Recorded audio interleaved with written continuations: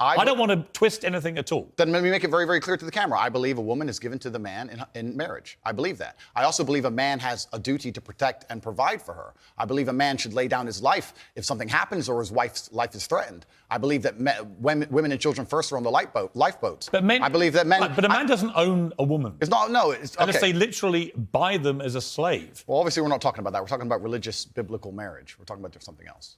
Yeah, but I'm a Christian. I don't believe that I own my wife. Do you believe your wife was given away to you when she took your last name? I believe that there is a process where a father traditionally walks his daughter down the aisle and hands his daughter to this man, and they stand there and become a union of two loving people in a partnership. No, there's no ownership involved. I didn't say ownership. He's not selling her. The father of the bride isn't selling his daughter. No, absolutely. That's what property means. She becomes a member of your family. Is it? I think we're arguing over semantics. We're not, though, because fundamentally, I don't believe a man owns a woman. You do.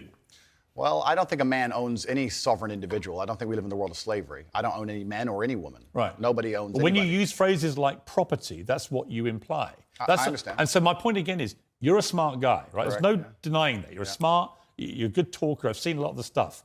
But what I don't think you quite fully understand. No, I understand very well, When Piers. young, impressionable people who are not as smart see things like, I think my sister is her husband's property, yes, and you've just reaffirmed that belief, they think that they have the right to own women. I understand that very well, Piers. That's why people think you're a misogynist. Completely. I understand all of this very well, which is why when you're saying I was backtracking, I'm not. Do you have any regret, though, over the way you phrase this stuff? Well, this is the point I was trying to make.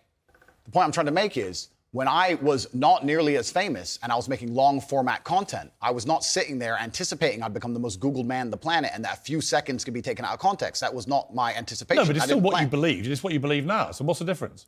It's not about, you're asking me, you're saying that young people who are impressionable. If you said to me, look, Piers, honestly, I've had time to think about this and I wish I hadn't said it, I don't believe that. That's one thing. Actually, you've said the opposite. You said, actually, that's what I think, yeah. I think that when it doesn't really matter whether you recorded it when you're famous or not famous. It's what you actually believe, right? I believe that a man has a duty to protect and provide for a woman.